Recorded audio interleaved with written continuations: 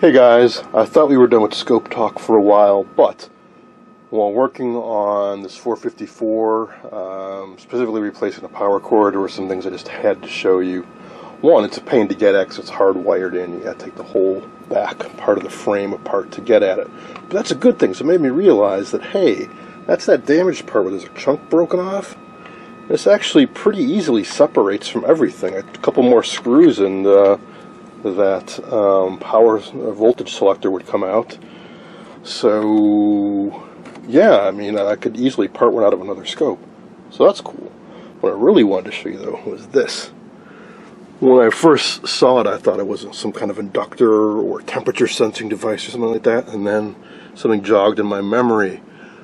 See these little ceramic terminal things used throughout the scope, and even more so in earlier scopes. These are ceramic with U-channels, and I put the parts into them and wire them up.